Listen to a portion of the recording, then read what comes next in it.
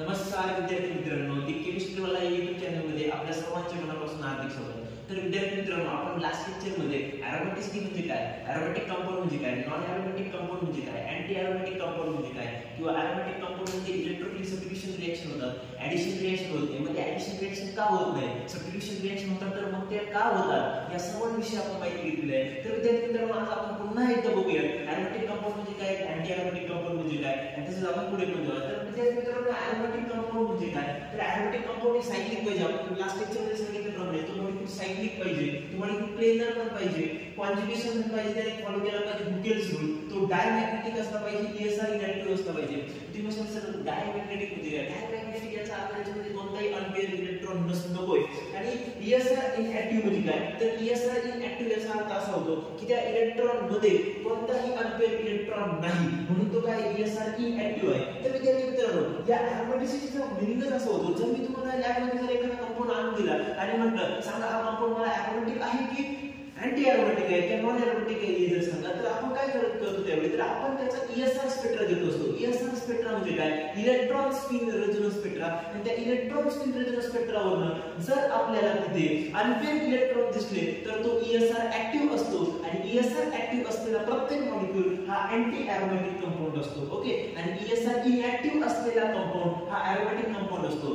तर एरोमॅटिक कंपाऊंड मध्ये तो ESR इनॅक्टिव्ह असतो, डायमॅग्नेटिक असतो, कोणताही अनपेअर इलेक्ट्रॉन असतो. ऍज कंपेअर टू जर आपण अँटी एरोमॅटिक मध्ये बघितलं तर सेम सायक्लिक पाहिजे, तो मॉलिक्यूल प्लेनर पाहिजे, म्हणजे त्याच्यामध्ये sp2 काय करायला पाहिजे, कॉन्जुगेशन पाहिजे त्याच्यामध्ये, it follows 4n electron rule आपण लास्ट लेक्चर मध्ये बघितला. आणि तो पॅरामॅग्नेटिक पाहिजे, म्हणजे त्याच्यामध्ये अनपेअर इलेक्ट्रॉन पाहिजे, आणि तो ESR ऍक्टिव्ह पाहिजे, म्हणजे त्याच्यामध्ये ऍटलीस्ट वन अनपेअर इलेक्ट्रॉन तरी असला पाहिजे, तेव्हा तो ESR ऍक्टिव्ह होईल. तर मागच्या लेक्चर मध्ये जे आपण बघितलेलं, तर विद्यार्थी मित्रांनो, आज आपण काय बघणार आहोत, तर मी तुम्हाला मागच्या लेक्चर मध्ये असं बोललो होतो की एरोमॅटिसिटी म्हणजे काय एरोमॅटिसिटी, तर एरोमॅटिसिटी काय, तर एरोमॅटिसिटी म्हणजे सायक्लिक कॉन्जुगेटेड मॉलिक्यूल, जे सायक्लिक कॉन्जुगेटेड मॉलिक्यूल असतात ते त्यांच्या असायक्लिक काउंटरपेक्षा मोर स्टेबल असतात. आणि हे एक्सप्लेन करण्यासाठी एक नवीन प्रॉपर्टी आहे, त्या प्रॉपर्टीला आपण एरोमॅटिसिटी असं म्हणतो. म्हणून मी तुम्हाला ओके, सो विद्यार्थी मित्रांनो, मागच्या लेक्चर मध्ये आपण हे बघितलं सर्व,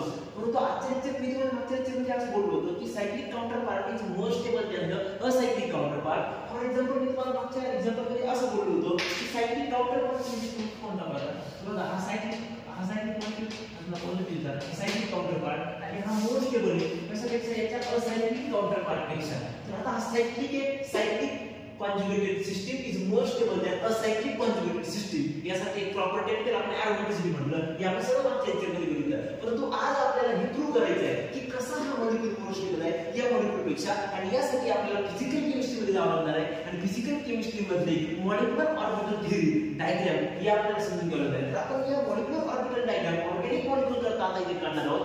तर आयुष्यामध्ये काही गोष्ट लक्षात ठेवायची, ऑर्गॅनिक मॉलिक्यूल मध्ये नेहमी पाय बॉन्ड हा इन्व्हॉल्व होतो. मॉलिक्युलर ऑर्बिटल डायग्राम काढण्यासाठी फक्त पाय बॉन्ड, सिग्मा बॉन्ड नाही, ही गोष्ट काय लक्षात ठेवायची. आणि तर आपण विद्यार्थी मित्रांनो आज बुकेल मॉलिक्युलर ऑर्बिटल थिअरी शिकणार आहोत, आणि त्याच्या मदतीने हे मॉलिक्यूल यापैकी हा मॉलिक्यूल हा मोर स्टेबल आहे हे मी तुम्हाला प्रूव्ह करून देणार आहे आजच्या लेक्चरमध्ये. तर विद्यार्थी मित्रांनो, ही बुकेल मॉलिक्युलर ऑर्बिटल थिअरी काय प्रकारे, तर याचे काही तीन महत्त्वाचे नियम आहेत. पहिला नियम असा आहे की number of atomic orbital is equal to the number of atomic orbital is equal to the number of molecular orbital.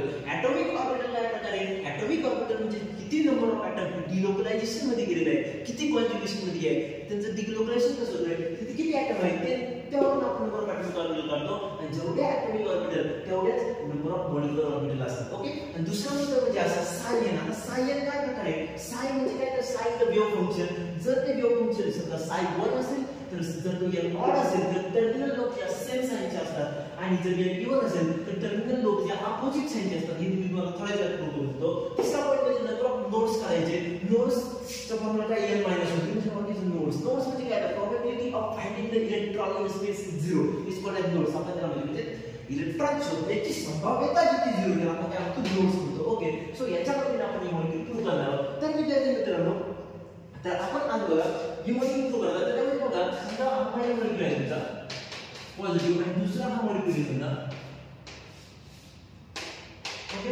Okay, so आता याची आपल्याला काय करायची आहे मॉलिक्युलर ऑर्बिटल डायग्राम काढायची आहे. ओके सो आपण आता बघा नंबर ऑफ ऍटॉमिक ऑर्बिटल कसे काढतात. तर ऍटॉमिक ऑर्बिटल कसे काढतात बघा इथे एक हा कार्बन आहे. ओके हा दुसरा कार्बन आणि हा तिसरा कार्बन तीन कार्बन याच्यामध्ये पार्टिसिपेट झाले आहेत. सो याच्यामध्ये आपल्याला किती मॉलिक्युलर ऑर्बिटल तीनच येणार. कोणते तीन येणार तर सायवोनियम ओके सायटोनियम ओके आणि सायक्लिन या तीन मॉलिक्युलर ऑर्बिटल याच्यामध्ये पार्टिसिपेट होणार आहे. तीन मॉलिक्युलर आहे. ओके ओके सो आता बघा या मॉलिक्युलर ऑर्बिटल आपण काढून घेऊया. मॉलिक्युलर ऑर्बिटल कसे बघा पहिली मॉलिक्युलर ऑर्बिटल दुसरी मॉलिक्युलर ऑर्बिटल तिसरी मॉलिक्युलर ऑर्बिटल याच पद्धतीने येते पण पहिली मॉलिक्युलर ऑर्बिटल दुसरी मॉलिक्युलर ऑर्बिटल तिसरी मॉलिक्युलर ऑर्बिटल आणि याची पण सेम पहिली दुसरी मॉलिक्युलर ऑर्बिटल तिसरी मॉलिक्युलर ऑर्बिटल. ओके तीन ॲटम इन्व्हॉल्व झाले म्हणून तीन ॲटॉमिक ऑर्बिटल तीन ॲटॉमिक ऑर्बिटल म्हणून तीन molecular orbital 1 2 3. Okay okay so यामध्ये पण सेम सायमन सायक्लिन आणि सायक्लिन. ओके याच्यामध्ये पण तीन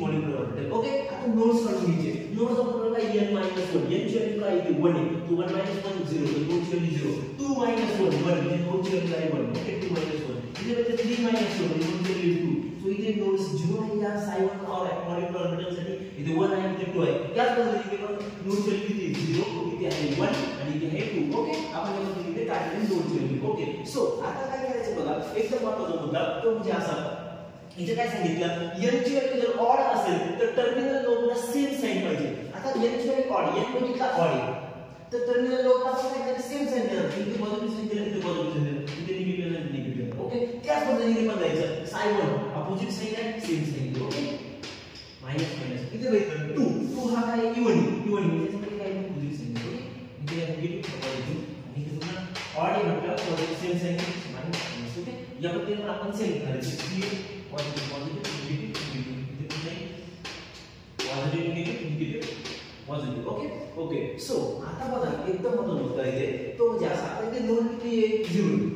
ओके नोड 0 पण आता इथे सिस्टम म्हणजे पॉझिटिव्ह निगेटिव्ह काय प्रकारे तर पॉझिटिव्ह निगेटिव्ह हे फेजेस आहे. काय फेजेस काय रिप्रेझेंट करतात phases which represent electron density. त्या मॉलिक्युलर लेव्हलवरती इलेक्ट्रॉन डेन्सिटी रिप्रेझेंट करत असतात आणि जर सेम फेजेस आले त्यांच्यामध्ये बॉन्ड ओव्हरलॅपिंग होणार. ती बॉन्ड ओव्हरलॅपिंग झाल्यामुळे त्यांच्यामध्ये बॉन्ड तयार होणार. सो जर ही कन्सेप्ट लाईक डिझॉल्व लाईक सारखी जर सेम फेजेस आले त्यांच्यामध्ये बॉन्ड तयार होणार. आता बघा तुम्ही आता इथं नोड 0 आहे म्हणजे याच्यामध्ये कोणताही बॉन्ड तयार होणार नाही पाहिजे. सो याच्यामध्ये निगेटिव्ह साइन दिलं निगेटिव्ह पॉझिटिव्ह तर इथे बघा तुम्ही पॉझिटिव्ह निगेटिव्ह बॉन्ड तयार होत नाही निगेटिव्ह पॉझिटिव्ह बॉन्ड तयार होत नाही. ओके आता इथे जर बघितलं 1 फेजेस आहे 1 फेजेस आता एक नोड आहे तुम्ही तो इथं पण देऊ शकतो किंवा इथं पण देऊ शकतो. समजा मी म्हटलं इथं द्यायचं आहे. ओके इथं दिला तर आता याच्यामध्ये असं घ्यायचं की यांच्यामध्ये बॉन्ड फॉर्म नाही झाला पाहिजे कारण याच्यामध्ये काय आहे नोड आहे त्याच्यामध्ये निगेटिव्ह आणि जर मी इथं पॉझिटिव्ह दिलं त्याच्यामध्ये बॉन्ड फॉर्म होईल का नाही होणार. सो मी पॉझिटिव्ह निगेटिव्ह दिलं. ओके ओके आता पुढे याच्यामध्ये बघा इथे दोन नोड आहेत इथे मी एक नोड दिला आणि इथे एक नोड दिला. आता इथे जर बघितलं मला असा साइन द्यावा लागणार की त्यांच्यामध्ये बॉन्ड फॉर्म झाला नाही पाहिजे. सो मी इथं पॉझिटिव्ह दिला तर बॉन्ड फॉर्म होईल. सो मी इथे मला रिव्हर्स केलं निगेटिव्ह पॉझिटिव्ह केलं. सेम याच पद्धतीने आपण इकडे पण करणार आहोत. आता इथे जर बघितलं तुम्ही दोन नोड आहे सो मी इथे दोन नोड इथे दिले निगेटिव्ह पॉझिटिव्ह केला रिव्हर्स केलं. याच्यामध्ये एकच नोड आहे समजा मी इथे पॉझिटिव्ह आणि इथे पॉझिटिव्ह इथे निगेटिव्ह केलं. ओके ओके आणि सो इथे जर बघितलं मी तर आता इथे काय आहे इथे नो नोड कोणताही नोड नाही. सो मी इथे पॉझिटिव्ह आणि इथे निगेटिव्ह दिलं. Okay so very important point इथे आपण आता बघतोय. ओके सो नो नोड्स इथे negative positive. Okay so very important point. तर बघा विद्यार्थी मित्रांनो आता आपण इथे काय बघत आहोत तर बघा आता इथे एक गोष्ट म्हणजे अशी की याच्यामध्ये काय होतं इथे नोड 0 आहे नोड काय 0 म्हणजे त्यांच्यामध्ये बॉन्ड फॉर्म झाला असेल का 100% बॉन्ड फॉर्म झाला असेल. सो याच्यामध्ये सांगितलं पॉझिटिव्ह आणि इथे निगेटिव्ह. ओके सो इथे पण तेवढं द्यायचं घ्या पॉझिटिव्ह आणि हा निगेटिव्ह. ओके ओके सो एकदम महत्त्वाचं होतं आपण इथे आज बोलतो पॉझिटिव्ह.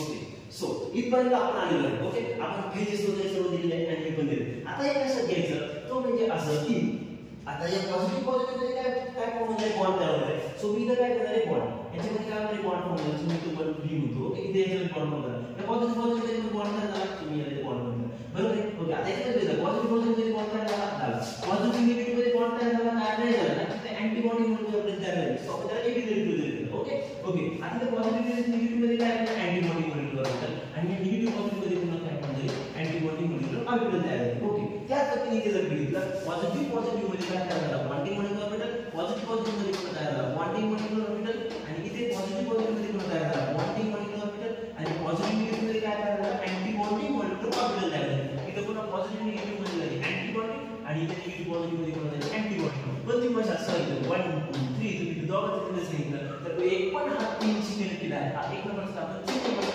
8 आहे. सो आपण पण म्हणणार एक नंबर 3 नंबर सोड निगेटिव्ह इथे बॉन्ड पुन्हा तयार झाला. सो इथे आपण काय करणार बॉन्डिंग, इथे पण निगेटिव्ह पॉझिटिव्ह इथे बॉन्ड तयार नाही झाला म्हणून आपण अँटी बॉन्डिंग मॉलिक्युलर ऑर्बिटल. इथे पण निगेटिव्ह तयार झाला. सो इथे काय झाला बॉन्डिंग मॉलिक्युलर ऑर्बिटल तयार झाला.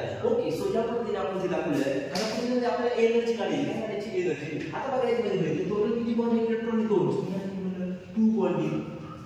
ओके, आता त्याच्याकडे बघितलं तर एक बॉन्डिंग आहे आणि एक अँटी बॉन्डिंग आहे. मी सांगतो अंतर्गत एक बॉन्डिंग आहे आणि एक अँटी बॉन्डिंग आहे. ओके, पुढच्या जर बघितलं तर काय 2 अँटी बॉन्डिंग आहे. सो मी 2 दाखवतो 2 अँटी बॉन्डिंग.